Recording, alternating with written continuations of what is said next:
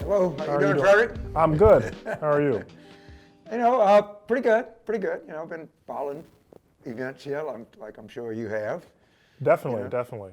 Well, I think you know who I am, but for those who don't, Right. my name is Frederick Bell. Originally from Greensburg, Louisiana, made my way over to Carville, Louisiana, where you're from, where I went to high school in the area.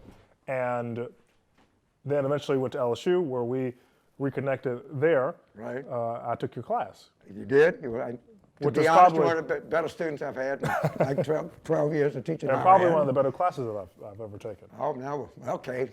Yeah. And then eventually I transferred to Tulane and I just graduated. Oh, okay. Congratulations. So I wanted to sort of get into the impetus for this conversation that we're having today. The world is going through social unrest. We are finally waking up to, at least some of us are waking up to, the deeply rooted racial injustice and equity that has sort of permeated throughout this country's history. And you called me up and said you wanted to talk a bit about white privilege. And I quote you, you said, I'm white, I'm rich, I live in a mansion in New Orleans, my daughter's a debutante, I'm the sort of the epitome of white privilege. So, yeah, if you said, what is white privilege in Louisiana, it's an uptown mansion, it's Rex, it's having a town named after your family. Yeah. It's that is, and all of that would not have been possible unless I was white. Right. Okay, I didn't, as you know, you lived in Carville, my daddy was a postmaster. Yeah. I'm an LSU guy, but that's none of that I could have had. If I weren't born white, I could have had 5 times the initiative, 5 times the intelligence, 5 times the cunningness, or whatever you call it, and I would have never had a chance. Right. Never. And I understand that.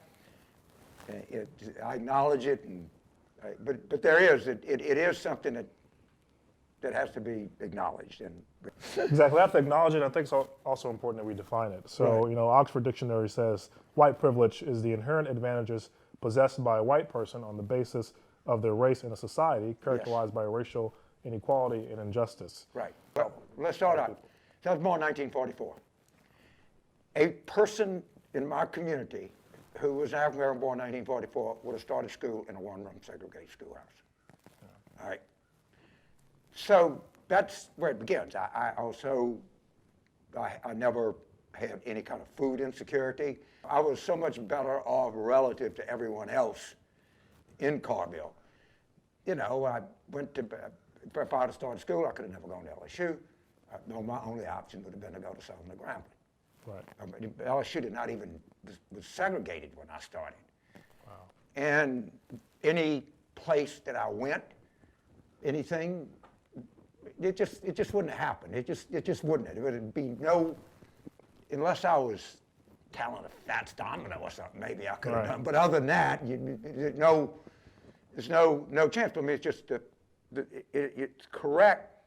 And also, once you start out behind in life, if you start out in a hole, it's all the difference in the world. It's hard to get out. It's hard to get out. Right. That's why one of my favorite of the policy proposals are these baby bonds. Right. Where when somebody turns 18, they have something. All right. I think the end of the proposal is, I think Cory Booker, but it's like $50,000 or $60,000, because the ultimate kind of the white privilege is you just start out. Most, not all, poverty is, of course, there's white poverty, but poverty just puts you in a hole that it's just extraordinarily difficult to get out of. Yeah. I mean, and I actually like Warren's daycare proposal. I think if you had really aggressive federal daycare, I think, first of all, it would be a boom to poor women. All right, it certainly would span across society.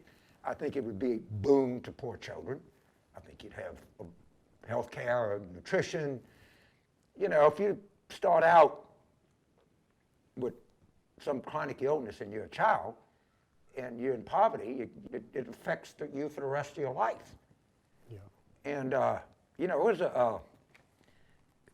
Chris Rock I guess it said that every time something would happen, his dad would say, just put Robitussin on it. You ain't going to the doctor, I can't afford that. Right. So you break your arm, say, well, put some of that Robo on there, boy, just get that shit in there, okay? And, you know, if you get a toothache or anything like that, if you're poor, you don't have that. If you go and you have to have a lot of dental work and you're in poverty, you pay 38% interest. You have no chance. I mean, you gotta get the wisdom tooth out. Yeah. You have no choice. But, and of course, you're gonna have more issues because you don't have the money. If you have diabetes, you're not gonna get it treated. You're gonna wait till your leg goes numb. So there's a bunch of things that we can do that, you know, at least give people a chance to start life even, maybe. And why is that legal? Why can someone get a 38%? It's a good question. And I, you know, I don't know, and I've asked a lot of my wealthy friends who are, I don't know why somebody doesn't, you know, what if you give $1 billion, start a bank in New Orleans East, a central city, and lend money to people at 5%. Now you got to pay back and get some kind of payday lenders. You're doomed. Once you're there, you never get ahead. And you know, once you get a parking ticket and you don't pay for it, and then they boot your car, and then it costs you $500 to get it out, you're just done. Poverty, yeah. You're just done. I mean, but man, if we just got to the point where people didn't start life behind, we'd be a long way. We'd go a long way. We really would. And what you just said reminded me of an analogy that I thought about, which is the NFL draft. Because the team who performs poorly that season, they get the best pick. Correct. At the next players. Yeah. And so if life worked that way, maybe it'd be a little bit better for those people who are routinely performing poorly. A start would be to have people have a life, and when they turn 18, they have something. Right. All right. Now, I don't know if the proposal maybe could use it for education, a house. You know, you could incentivize people. A lot of that stuff you could do. And if you just had a way that people that didn't have money had access to some money at anything short of these crippling interest rates, right. You'd do a lot. I mean, you wouldn't change the world, but you would affect the world. Right. You really would. If you don't have the legal impediment, but you have not the means to get anywhere, it doesn't do you any good. One of the things about being white, me being white, I spend maybe 15 minutes on an average day in my life thinking about being white. If you're black, you spend most of your time knowing that you're black. You spend most of your time with your surroundings. And I says, you know, that's a really unfortunate thing, because you don't have the luxury of just being a human being. You and your friends, you walk into a bar, or you're walking around campus, or anything you do, you're walking down the street. You every minute, you are aware of your race. Usually, just lollygagging around, going out there. You know, obviously, I'm in very few situations where I'm not around mostly white people. I mean, even in my classroom, and I've had more African American students than most people in higher education by nature teaching at LSU, which is still, I think we're like 12% of student body, which is not great, but it's better than most places. Well, yeah, and I think symbols are important in that instance. And when we're talking about the monuments that people are toppling around the country, around the world, really. So let's talk about what do you think public about policy. All right, let's have the professor here. Okay. You said effective public policy. All right. So the mayor of New Orleans, which at the time, which is, you know, Mitch Landrieu, big supporter, with unbelievable angst, lawsuits, protests, demonstrations, took those Confederate statues out. All right. In the month of June, we have had vigorous protests here, but for the most part, they've been vigorous, and that's it. Can you imagine the anger at Lee Circle, if that would have been there. Right. Could you imagine the anger on Jefferson Davis Parkway? Today. Today, yeah, today. The fact that we took those monuments down Back in 2017. based on the decision of one person, right? I guarantee you that saved lives. I guarantee you there would have been a stampede. People would have just gotten so mad, somebody would have tried to crawl up the column and fall off of it. God knows what would have happened. Right. So public policy matters. And I think it really had an effect on what we experience in New Orleans today. I really do. And that's why, if they're not important, then why did they go to the trouble to put them up? And why did they go to put them up? Because they were put up for one reason only, and that was to reinforce white supremacy. I mean, that was built by the White League. Justin Davis came to the dedication of Lee's statue. That had nothing to do with his gentlemanly personality or his skill as a Napoleonic warfare or anything like that. It had one purpose and one purpose only. And the fact that they were not up there when we've had this June that we have, and I think is a lesson to every young person that public policy matters at a level, and symbols matter. Yep. And what you choose, and the argument is, and people tell me, well, you can't, it's history, you can't, what you glorify is your choice. Met up with some LSU students in Berlin. And I got to tell you, the way that the Germans acknowledge their history is impressive. I mean, they have a museum, they call it Topographies of Terror. Yeah. And they take you through and showed you what happens. You go to a Stasi prison in East Germany, and they show you film. And they have like the band that would come to your house, pick you up, and prison you. They have what they call a memorial to the 6 million slain Jews. And it's very understated. It's right behind the American Embassy. It's like a maze. Yeah. And it's pretty good. It really is. Yeah. I think we should have more museums about what was slavery like. What is the legacy? I think that's good. Right. So you talked about the baby bonds being 60 to 80,000. Yeah, I think the proposal is, and people can look it up. There's a couple of economists at Berkeley. I think one or both of them are African Americans, but it doesn't matter. And Cory Booker became kind of central to his presidential campaign. And I just was kind of reading about it. And like they said at that conference, we were talking about income inequality, and it was this Dutch economist. And they said, well, we're not going to talk about taxes. He said, well, we're talking about inequality and not talk about taxes, like having a fireman's convention and not talking about water.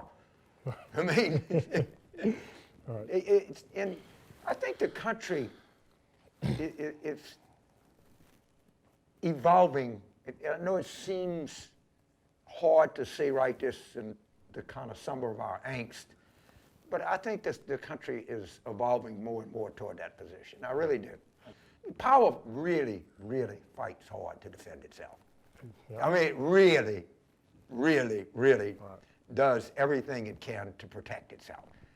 And power fights sometimes harder to protect itself than people who want to acquire power fight.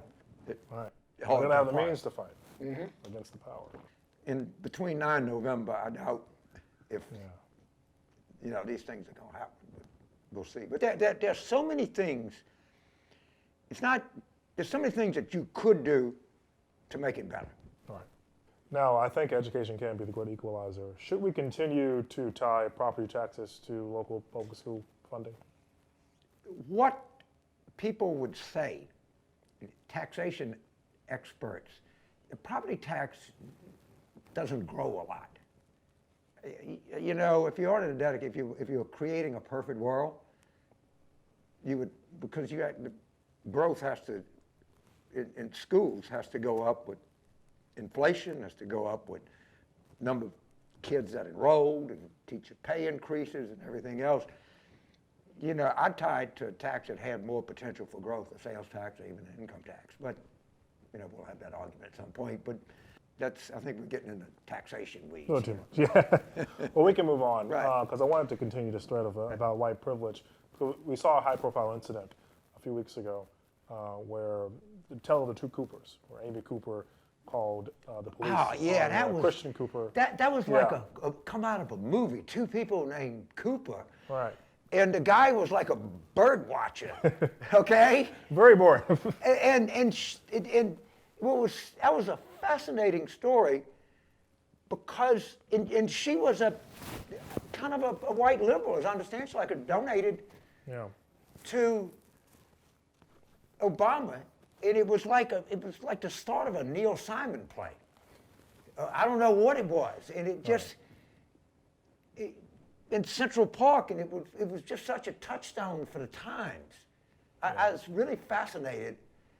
And what was the guy I forget? He was like a museum curator, Right, or something. yeah. You know, He was. and it was illustrative, and I think it was important.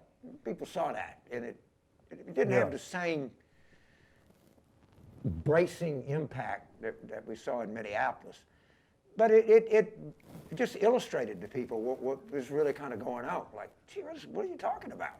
And of course, he was asking her to comply with the law.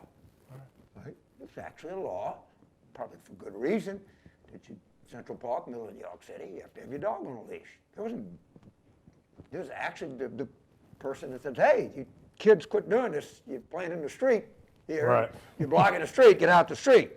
You know, it wasn't like that. A lot of people recognized how she weaponized her privilege, saying, I'm going to call the police and say there's an African-American man here who's threatening me. And I think it's important to recognize for people who do have white privilege to understand how to use it. Well, I want to move on to talk about protests and power and politics. Right. You've been quoted saying, you know, people agree with us. We win the argument, but we don't win the election. So screw the argument, let's win the election. Right. What do you mean by this? You know, I've been working, you know, obviously tirelessly because this election is so much more important. And I've been working with some of these never-Trumpers, these kind of Republicans. They are so more action-oriented, less meeting, aggressive. Part of democratic culture is we want to listen to everybody and share opinions and make sure.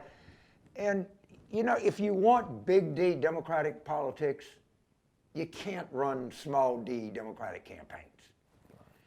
And, you know, was it Robert Frost, I think, said something to the effect that the liberal is so tolerant they're afraid to take their side in an argument. Sometimes you got to go into an argument and say, you know what, we're right. The hell with it, right? Right. And if you're making you know, I've said this, well, you say it's the economy, but if you want to address the economy, you have to address the underlying causes of racism, sexism, inherent structures. So look, all that's true. I got 30 seconds. Right. That's it. I got a line in the speech. And if you don't apply, you know, real discipline to political campaigns and real discipline, but okay, what is it that we want at the end of this day? What's our goal? Right. Where do we want to take this? Because if you know, and obviously in politics, the goal should be to win the election. You know, a lot of people say, well, you want to start the argument. Have the argument, but the middle, October of an even year is not the time for the argument. October in an even year is the time to get elected. An argument doesn't matter with no power. But Frederick Douglass said the Republican Party was the ship. Everything else was the sea. Those of you who might not understand, the Republican Party was the vehicle of change during the Civil War and Reconstruction. Different party now, right? Yeah, different. What he was saying is power is the ship. Everything was the sea. he would first go to the White House. He understood. He understood Lincoln. He understood what it was. Same thing with King. You know, he always had an open line to Lyndon Johnson. He always knew that the idea was to advance the Civil Rights Act 1964, the Voting Rights Act of 1965. I'm going to digress here just for a second. Of all the outrageous things that I've seen, Shelby County versus Holder is the worst. And I think that activism directed at the judicial system is warranted.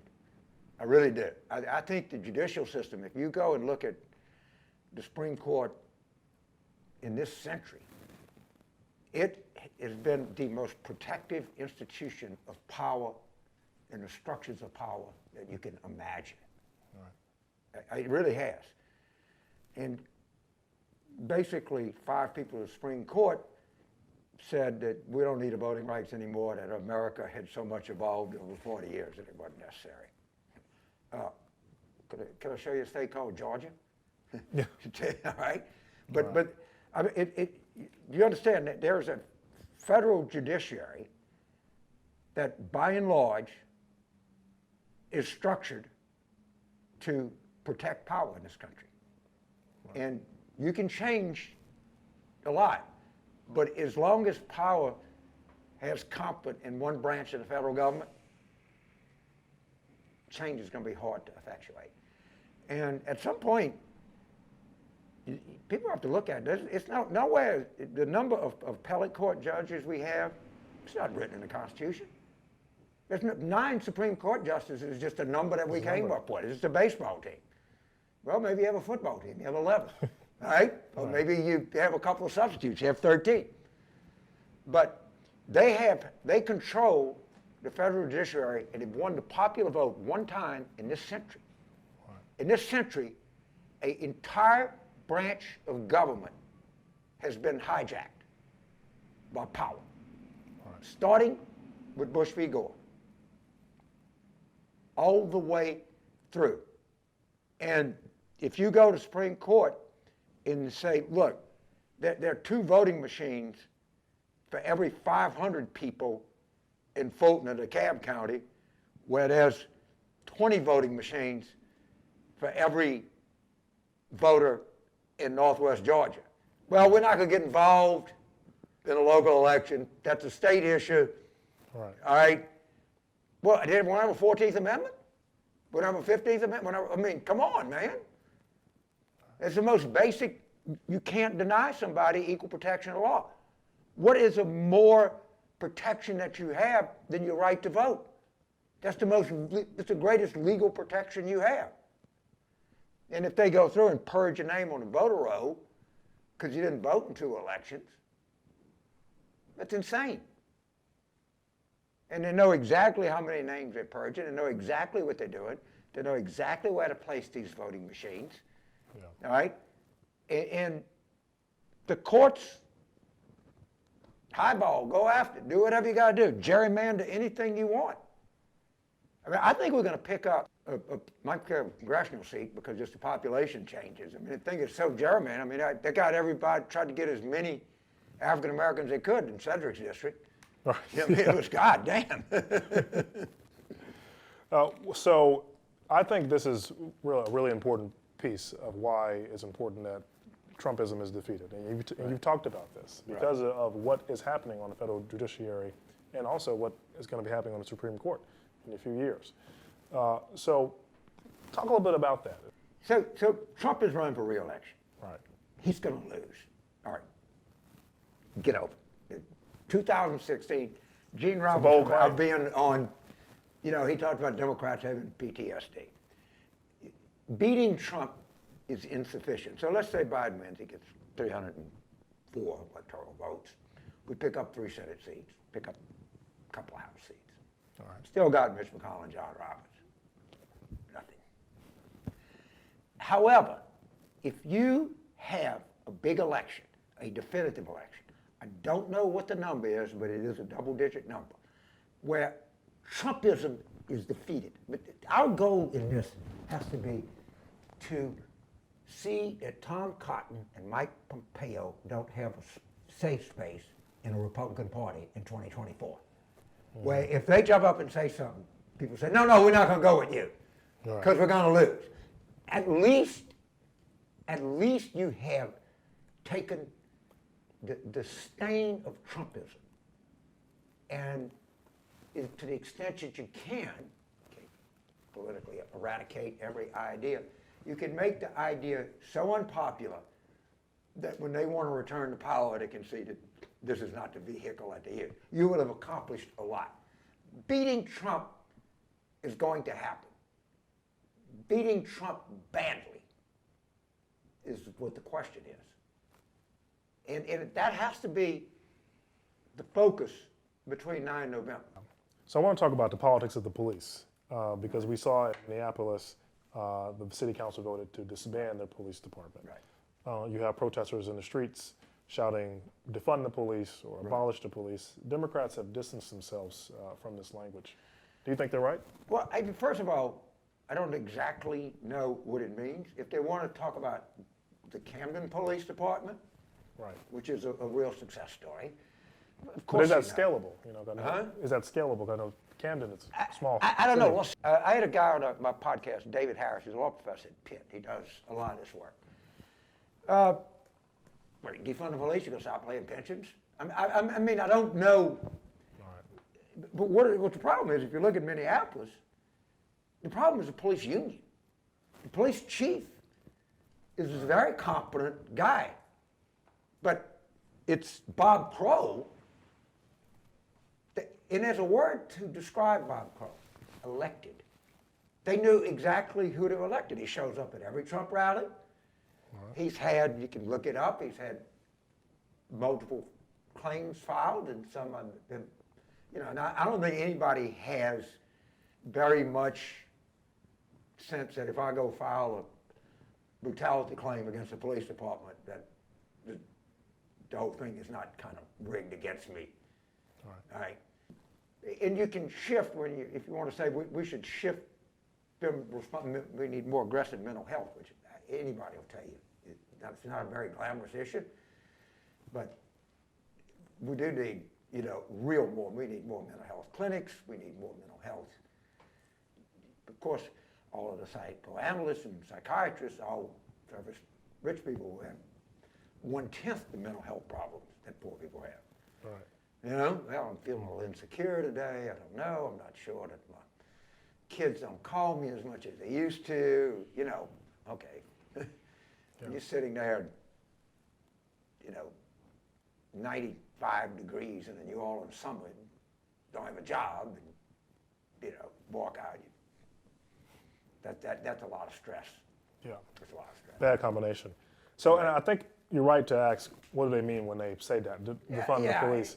And so what I've read, it seems some are getting right to what you're talking about, redirecting funding toward more social services, which I think is fine, but when it comes to the messaging, I think that may turn people off. Yeah, and Biden, I think, wisely said no, not, Yeah. And then Cedric Richmond, our congressman here, said, if you're not against the chokehold, I don't want to talk to you. I just don't have nothing to do with you, right? You can argue with me about the right level of policing, however, but that ends the conversation. And I think Cedric has a good point. In the military, I tell you this, they spend enormous amount of money on training. Their actions are, you know what to do in any situation. So I think that probably one of the most integrated institutions in the United States are high-level police administrators in urban areas. I mean, a lot. Right. But if you look at the situation in Minneapolis, the police chief doesn't have the power as the union chief has. And he'd be the first person to tell you that. Right. So going back to our conversation about public policy, you said you wanted to talk about race, water, and oil. Right. We see what's happening on our coasts. It's disappearing. So, as you know, one of the things that I'm really interested in is keeping talented young people, and particularly talented young African-American people in state. Because if we lose it. The history of the state, and I teach it every year, 1,000 times, drill anybody's head. 99.8% of Louisiana history is race, water, and oil. There's 0.2% there somewhere, but I'm not sure what it is. Yeah. So let's start in reverse. The oil industry is having a hard time now. Yeah. Probably going to continue to have a hard time. It's hard to see fossil fuels being the energy of the future, but this is not time for that discussion. Let's talk about water. And when I talk about water, I'm talking about climate. Right. Here, spillway's been open twice, water's against levee. The Gulf is 3 degrees hotter than normal. The forecasters are telling us that we're going to have an above average year. A major metropolitan area is going to have to evacuate. All right. Hope it's not us. But like people of means, I'm going up east. I'm too old for an evacuation. You don't have that option. Other people don't have that option. And by most people, I don't know this, I hope it's wrong, but most people think the virus is going to be around. So we evacuate in the middle of a pandemic. Yeah. Or Miami, or Norfolk, or Charleston. I mean, or Houston. I don't know. The odds that we don't have a major urban evacuation during this hurricane season are impressive. If you look at climate models, the effect on poor people, and when I say poor people, that automatically conjures up an overwhelming number of people of color. It is going to be so devastating. It's going to be so devastating economically, health-wise, anything you can imagine. And of course, it's like everything that happens in the world. The single most profitable enterprise in the history of mankind is the extraction, refinement, and distribution of fossil fuels. Yeah. Nothing has made more money. Not steel, not autos, not tobacco, not anything, right? And I would be very safe in estimating that 98% of those profits did not go to people of color. Yeah. All right. However, but a huge amount of the effects are going to be borne by people of color. Yeah. And they really are. And I mean, I have talked to climate scientists. You know, like everything else, it's, you know, shit rolls downhill and you don't get none of the money and you get most all of the misery. And so that's why I think water in race, you know, if you're an African American in Louisiana, I think something, and I might be wrong, but like 70% live within 20 miles of the river. Right? I mean, look at the effects of Katrina. One of the guys on the cameraman here working on a documentary about the effect that Katrina's had on people. I mean, we're going to study this for a long time ago. Yeah, and the effects, the adverse effects borne by people during Katrina are overwhelmingly borne by African Americans. Yeah. Overwhelmingly. And I mean, it was this event, and this is not a one-off event.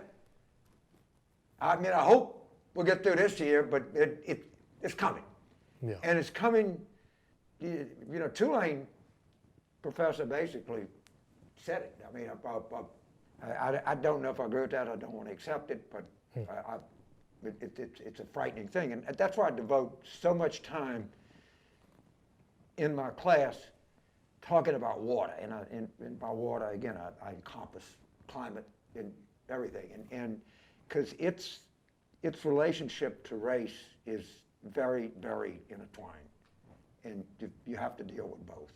I literally shudder if I think about a major evacuation in the middle of a pandemic and an economic recession and depression. So do you believe and no leadership. Yeah. Do you believe we have to compromise the economy for our environment? No. I think that is such a. I don't think that. I think the argument is false. It makes no sense. So, if you go, not it's a wealthy country, but if you go to the Netherlands, Holland, the Dutch, they almost lost their country. They spent, I don't know, 3 times their GDP learning how to live with water. What's happened over the years? They have made a fortune because people believe in Dutch engineering. They hire Dutch engineers, hydraulics, you know what I mean? They're the foremost people. Why don't we figure out how to live in river deltas and live in an area where we have subsidence and sea level rise? Yeah. And so there are very few people below the I-10, I-12 line in Louisiana. How many people live in Lagos, Mumbai, or Gaosundu, China, or Bangkok, Malaysia? The U.S. military thinks the greatest strategic threat to world disorder is going to be the displacement of people that live in deltaic areas as a result of subsidence and sea level rise. Yeah. Right? If we were able to figure out and spend the money, we're talking about $50 billion over 20 years. That's pissing in the Pacific. National GDP now is what, 17 trillion, 18 trillion? I mean, you know what the GDP of the United States is going to be for the next 20 years? And you're telling me we can't get the best engineers and $50 billion? I think Bob Marshall gave me that figure. Who knows this stuff backwards and forwards? Well, it's a kind of an accepted figure. And I mean, they're giving people money for stock buybacks. Think about that. We had this gigantic hole in federal revenue, $2 trillion. How many times 50 billion goes into 2 trillion? Well, think of what it is. So, think of this here. We have spent $2 trillion in denied federal revenue for stock buybacks. So they give these, tax cuts to business. They buy the stock because it elevates the stock price. We're talking about $50 billion over 20 years to rebuild the Louisiana coast, to protect the commerce that comes in and out of this country, to protect vulnerable populations. I mean, there's something that is really, I use the word advisedly. That's almost sick public policy. Yeah. That public policy, in so many of the things that we discuss, baby bonds, daycare, coastal, people live in coastal restoration. These are not expensive things. I'm not talking about huge programs of federal spending. I'm talking about like really targeted investment in people. I mean, we're not talking these astronomical prices. We're talking about shifts in directions and shifts in public policy. What we've done to public higher ed is it's almost, what Bobby Jindal did to LSU is nauseating. And they took that money and they gave these tax breaks to these companies that were going to come here anyway. Where are you going to put a petrochemical plant? You can't put it in Dallas or Atlanta because you don't have any access to anything. Yeah. It's not like you're in this fierce competition. So they come in, we have the resources, we have this magnificent river, and we pay people to come here that will come here anyway. Right. As opposed to paying people, like young, talented people, to give them really affordable, high-quality education and make them want to stay in the state. because that's not a given. I mean, people are going to go to Atlanta. They're going to go to Nashville. I mean, if they don't have the opportunity that we want them to have in the state, if they don't have the education. I mean, it's so much of this is we're conditioned to believe that to do all of these things, it's a threat to somebody else's life. Oh, that's insane. Yeah. All right, that's just insane. Any of these things that we've discussed today would have made many other lives 1,000 times better, and mine, sitting here, not a 1/10.5% worse. Yeah, it's not a zero-sum game. And I think it goes back to the point you made earlier. Power works really hard to protect itself. All right, so let's go to African American power. Yeah. So you're probably clocking in about 12% nationwide, 30% in Louisiana. Yeah. Just by really aggressive registration, GOTV turnout, you could get it to 13.5. Yeah. All right, that's it. In Louisiana, you could get it to 32. That's big, but you're still really short. Yeah. You're short. That's not 13.5, 32 are great numbers, but it's not going to get you very far. Right. And I if I were I'd say in where the real slack, what you look for in a political campaign is elasticity. All right, where is it that I can go to change an underlying electoral dynamic? And where it is I think people of color under 35. Older people vote. Yeah. Younger people don't. Right? That's just a fact. Yeah. But what you can do is, I have no idea how to communicate. I mean, my idea of the African American vote was, well, let's get John Lewis to come in, and you know what I mean? And we make the circle, we go to 10 churches on Sunday, and but that doesn't affect it, not one whit of effect.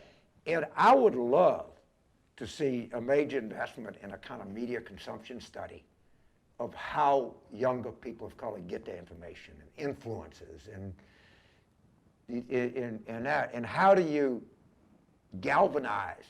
I mean, protests without registration tables, all right? Yeah. Or without passing this out. I mean, it's good. We got to do this, but at the end of it, if it's not, what is it about acquiring power? Yeah. And look, I think it's effective, and something like this happens, and it's been building up. Okay, now let's get the registration table. This is what we do. These are the things, because, again, you got the ship and you got the sea. Mm-hmm. Fred understood that. Yeah. The gays, they understood that. They moved. That movement is so worth studying. They moved public opinion. Yeah. All right? They endorsed, they raised money. I mean, it was a very impressive. Remember, Obama and Hillary were both against gay marriage. Civil unions, right? Yeah. I mean, that was considered, oh God, man, that was radical. I didn't tell her when I went to had a speech at the University of Vermont. This was early part of the century. And Howard Dean was the governor. And I said, I was coming up here and I heard one of these preachers on the radio and said, up there in Vermont, they got civil unions. I tell you what's going to happen is the days are going to get shorter. The leaves are going to fall off the tree. They're going to get cold. And I said, God damn, he was right. Y'all pass this and all of those things happen. But so it's not, some of these things that we're talking about today, from baby bonds to federal daycare to all of this, are coastal restoration, and there's 1,000 other ideas that are out there. Screening training, reorienting, all of these are readily achievable. Right. They really are. A vigorous estate tax, a more vigorous income tax, more tax credits. I mean, it's all kinds of things. All kinds, you know, the one thing is that I thought of this later in life. The solution to no money is money, okay? If there's a lack of money, then if you have money, you don't have a lack of money. What some believe, now I love the EITC, where if you work and you get a tax credit. I mean, we've got some things in place. Yeah. I mean, it's not like this. It's not you either burn the whole thing down or you never change it. No, there's other things you can do. Right. There's actually, and I'm not a policy guy, but I'll read about it and teach about it. I listen to my students and I watch. You know, I'll read a pretty good bit. And there are things that you can do that are going to matter more than on the margins. Right. And they're really attainable. One of the things I told the New York Times commented right after the incident in Minneapolis. And I can't think, Darnell Frazier, the young 17-year-old girl, think of what Steve Jobs did with that camera on that phone changed, because when white people saw that, the reaction was, you know, you had Freddie Gray. Said, well, they put the guy in the back of the van. You didn't see it. And well, I know it, you know. Of course, the reaction of African American people was, well, duh, you didn't know. Yeah. And the reaction of most people, well, I mean, I knew, but I didn't know like I know now. Yeah. All right? So you have this, so like you even got like Rush Limbaugh going on, what's his name, Charlemagne the God, yeah. Yeah. Say, well, I was trying to let you know I'm not for this. Yeah. I mean, well, all right, great. You know, when you talk about it, Joe Biden went on there. What he should have said is what J.C. Watson's daddy said. He was a black preacher in Oklahoma. He said a black person voting for Republicans like a chicken voting for Colonel Sanders. That way you didn't have to get into, you didn't have to question. You could, you know, so if it ever gets down there, well, I'm not here to judge who it is, but I'm going to tell you what J.C. Watson's daddy said. Yeah. And the reason that people laugh at that is because there's a lot of truth to it. Yeah. You know? But at any rate, I was on some MSNBC thing and I said, well, Trump said this and Biden said this. I said, stop. All right, this is on a scale of 1 to 10 or 1. But you're talking about shooting people and loot and shoot. It's not the same thing. So don't come, you know, let's don't talk about the emails here. Well, James, to wrap up, I want to talk about LSU. Probably on your shirt. So topic of mine. Yeah. So this year's national championship team was probably one of the most diverse in the school's history. Do you think they had anything to do with their victory? Yeah, I do. I mean, look, I say one thing. Joe Burrow, one of my favorite athletes, and, you know, he came down here and he won that locker room. Yeah. And he won it because he was a leader and he was really, really tough. And he was just great in high school, and he's been great in the events of this June. Yeah. But so the athletic director is one of my best friends, has been basically helped raise him. And he told me there's Coach Ogeron has a team council. I don't know, the captain's like 4 athletes. And they meet with the coach and, you know, we need more student tutors, and I don't know, food, you know, I got to get home for my aunt died. Any of the things that young people go through. They went and they asked him, could he get the university to supply buses to take people downtown to register? Almost simultaneously, the women's basketball team asked the athletic director the same thing. Wow. And what they're going to do is set up tables. But this is the kind of activism that, you know, when you know, we talked about the importance of getting non-white people, young white people too. I mean, I'm not being exclusive here, but focus.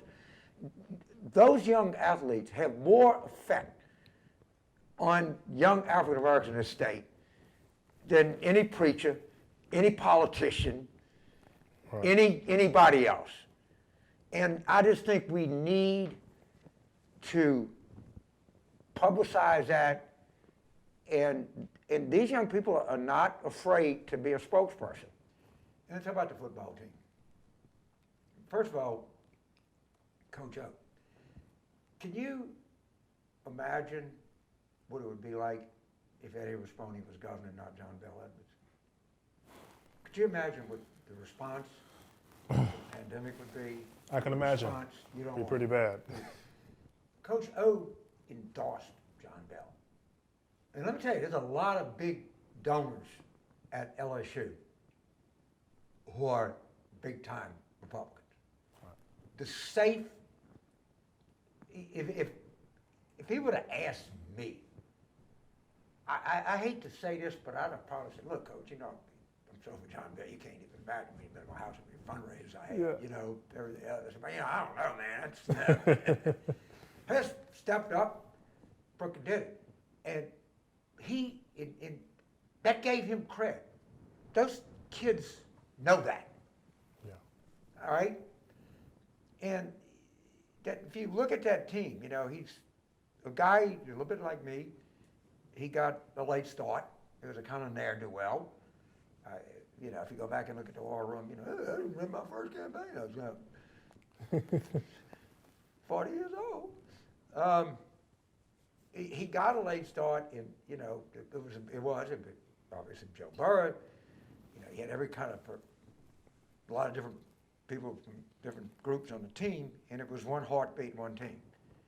And it really just gave a huge lift to the state. One of the tragedies was we just had this coronavirus thing coming. If I watched the Clemson game one more time, I don't know what I'm going to do. I know it by heart now. Yeah. But and the fact that there's athletes are getting increasingly political, increasingly interested. In LSU, African Americans never, for a long time, for good reason, didn't give a shit about LSU, right? And I think that, and I'll give Coach Saban some credit. Yeah. And I'm actually not an anti-Coach Saban guy. I think by the way, he's been very, very good in all of this. He has to, but he has. But regardless of that, he's been very good on coronavirus, on a lot of different things. I think he's look, I don't like when he beats us, you know, but you know what, it was all worth it for that November afternoon. Yeah. But now, as a result of this, we'll start to get a sense that more and more people are feeling like they're part of the university. And a lot of that is led by the football team. So, I mean, so you came to Tulane and you obviously got scholarships and everything, that's great. But, you know, you were in that stadium and you were just as happy as anybody else. And a lot of other people were. And again, it's symbolism. Yeah. It's not really just a football game. I know it is. But people down here, it's like, man, we can do shit. You know? I mean, it was uplifting to the state.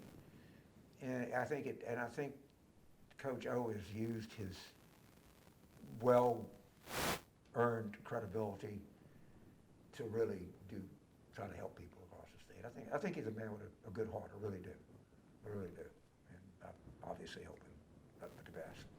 And this is happening in a lot of places. It's not the same thing happened at the University of Missouri. Yeah. I've been reading about this a lot. And you know, let's look at New Orleans, look at the Saints, look at the Drew Brees experience. So Drew said something that honestly just didn't recognize the moment that he was in. Yeah. He said, Michael Thomas and other players did, you know what? I made a mistake. And then it just started, okay, then Trump throws him a lifeline. Like, oh my God. Yeah. All right? And so now you have Spike Lee saying, it's all cool with Drew. I love the guy. Yeah. The one thing, when John Lewis, I want everybody to think about this. If you don't have redemption, life is hopeless. And John Lewis said that forgiveness, it's every human being's obligation to forgive. It is a paramount obligation to forgive racism. And this is why. If you didn't, if I don't think I did, but you never know, maybe I have something in the Reveille that I wrote in 1964. I don't think I do, but let's just assume that I did. All right. You can't, you say, well, I'll never have anything to do with that guy again for the rest of my life. Because if everybody was stuck in their worst moment, then you know, no one would grow. Yeah. Right? There are things that people say concurrently that things that are very difficult to forgive, that require more than asking. I think that's an illustration. You know, when you know, we got to let, now our little church we got here, the church of getting everybody on the same page and understanding what we have. The converts, we got to like high five them when they come into church. Hey, come on in, guy. You got it, you know? And everybody understands that. And that's very important to understand. It's not so much the first thing that you said, but the last thing. And I think everybody was comfortable. Like I say, Trump, and Drew's wife, she was very out front on this also. Look, Joe Biden, I'll give you a prediction. Joe Biden will give Colin Kaepernick the Medal of Freedom in the first year. And what Colin Kaepernick did was, you don't get credit for kneeling down doing Blueberry Hill. That's not, all right? The fact that it is the anthem, the fact that it was an NFL game, was what really drew attention. And it was courageous. He lost his job. He should have never lost it. And if Goodell was smart, and I think he is, he would walk out with Kaepernick and take a knee at midfield. It really would. And again, symbolism. So you say to yourself, well, it's a football player making a couple $1 million a year, you know. Nope. You know, so when I was young, you know, it was John Carlson, Tommy Smith that stood on the podium. I think what Colin Kaepernick did was a real act of moral courage. Yeah. And you know, the reaction, it was the same thing. You see how fast things change. I had people screaming at me about the monuments. Yeah. And I'm saying to myself, I ain't gonna argue with you. What are you talking about? One time it was like 2011 or something. I told the New York Times that they ought to take lead out and put Paul Tagliabue up there for but not allowing him to move the football team. But symbols are more than just symbolic. Yeah. They mean something to people. And if they didn't mean anything to people, then why do all of these racists use them all the time? Right. It's not just a piece of cloth. It's a symbol of hate. It is. It's what you choose to do with the piece of cloth. So that you know, you don't, you know, are you just being symbolic? No. And, you know, I teach a course about the use of emotion in major political and social movements. Because if you don't have, you know, think of Black Lives Matter. That's a worldwide slogan now. Right. And of course, you know exactly what someone is saying when they say all lives matter. No, that's wrong. I mean, of course, all lives matter. That's not the issue here. Well, they can't matter until Black Lives Matter, and I think that's right. Yeah, I know, it's so off key, because this is about a specific horrible thing, and don't confuse it with something else. All right? It's a very simple statement that is very powerful and very meaningful. And I think it is really, we were fortunate that we had this coming into these recent events, that there was something A movement symbolic that we could rally around. Right. And that's why I am a huge believer in symbolism. I'm a huge believer in emotion. And it started with, I've never been able to move students on the climate stuff. I have they'll write whatever you want. I just want to know. I want to go to law school. I want to get in graduate school. All right? Yeah. And so, I asked a professor friend of mine, what is a movement in history where people acted against at least perceived short-term, immediate-term interests? And he told me about the British anti-slave trade movement. There's a book called Bury the Chains by a guy named Adam Hochschild, an older guy's professor out at Berkeley, probably retired. And if you were living in Britain in the early part of the 19th century, you didn't think about it that much. Pot of flour, sugar was cheap, and tea was cheap, and what they did is they started a political movement, and they understood emotion. Out of that movement came the most famous song in the English language, Amazing Grace. I'm sorry, it's the most recognizable song. And it tickles me. I tell my students, you go to these churches, and all white churches in Louisiana, and they're all singing Amazing Grace. And they don't know what the hell it's about. It's actually about a guy named John Newton, who was a slave ship captain, who wrote the song for redemption. And that became the anthem. And of course, that triggered, I think it was 1832. I'm embarrassed to say, I'm trying to get my chronology down pat, but that just really galvanized the world. Yeah. And they had, they would use designs. It was Clarkson, but they'd go on the docks and report back. They really understood.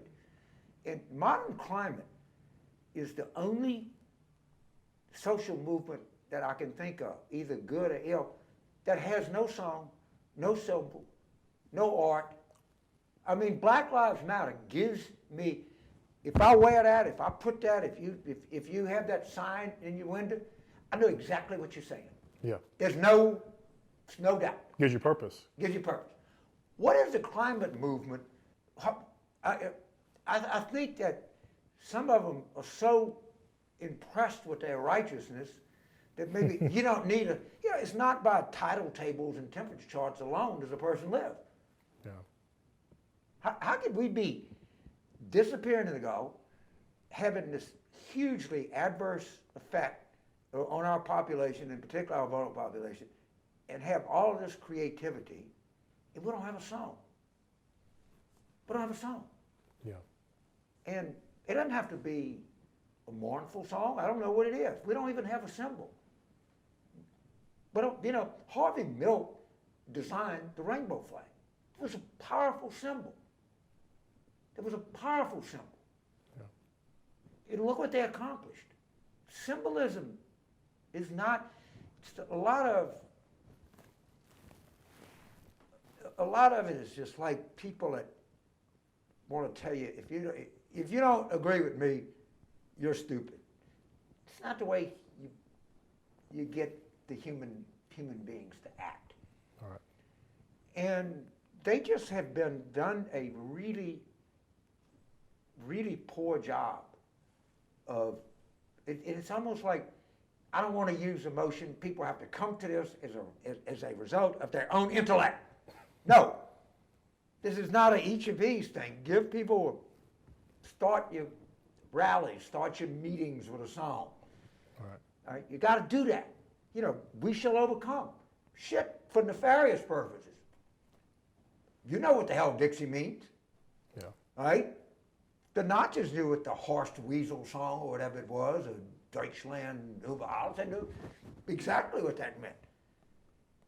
The Soviets knew what the hammer and sickle meant.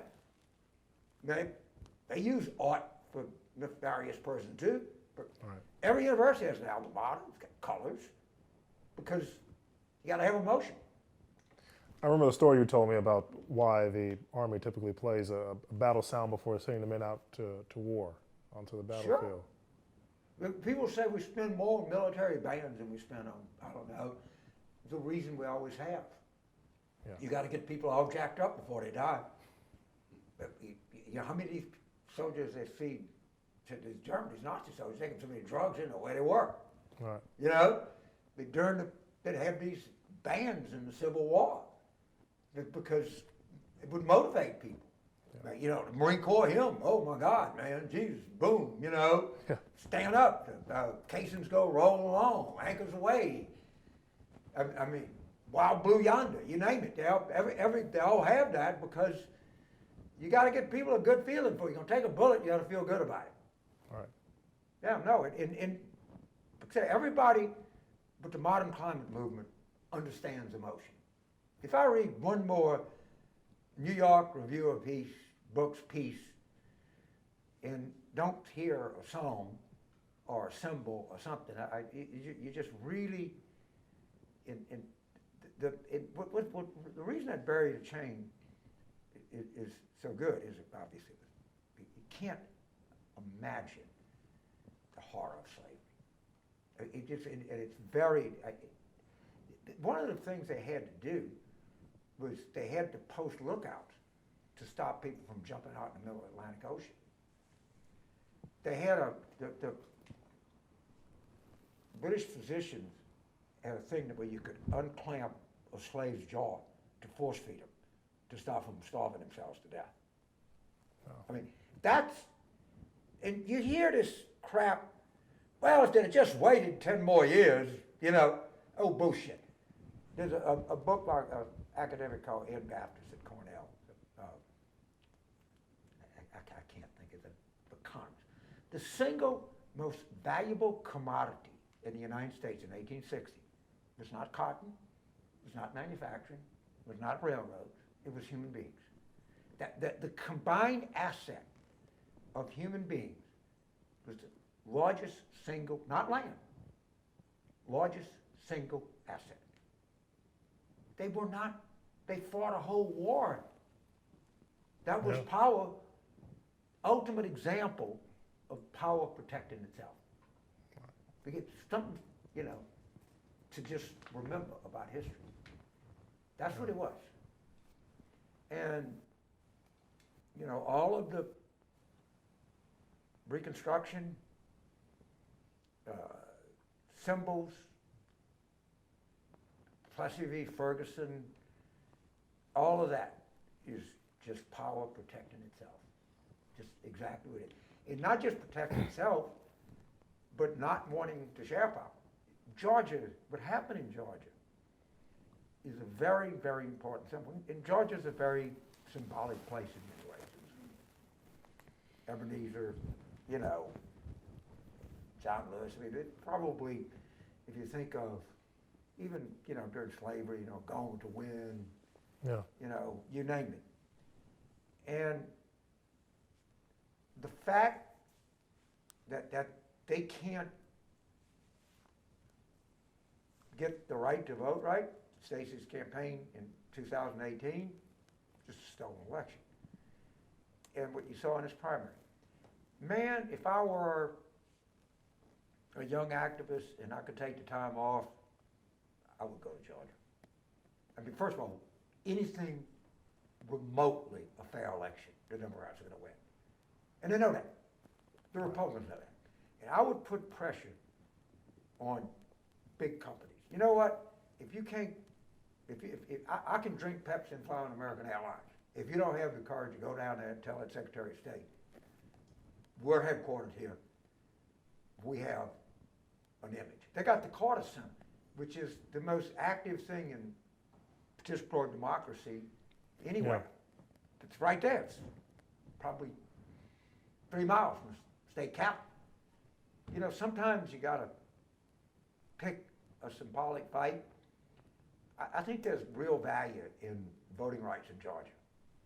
I really do. And, you know, it's going to change. It's going to be blue. It's inevitable. And it's a good symbolic rallying point. Really is. All right, James. Well, this has been a great conversation. I appreciate it. No, I appreciate it. Yeah. It's great. Yeah. I can scout talent. You know?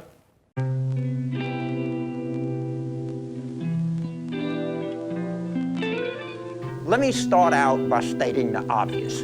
I am a liberal, right? Before you have your ideas, and your peepaw and Thanksgiving has his ideas and everybody else. When I say that I'm a liberal, this is essentially what we mean. We mean that we believe that the human condition can be improved by the application of intelligent, smart, reasonable things. Our highest order is reason. That is what worship. This is university. You go to university, they all got a lamp and they say veritas, truth, and all of the academy and the canon and all that shit. Okay? You watch these movies and a detective comes in and he knows that there's something that he's missing, you know? It's like the dog that didn't bark. And it hit me. It hit me right in the gut. There's no fucking song.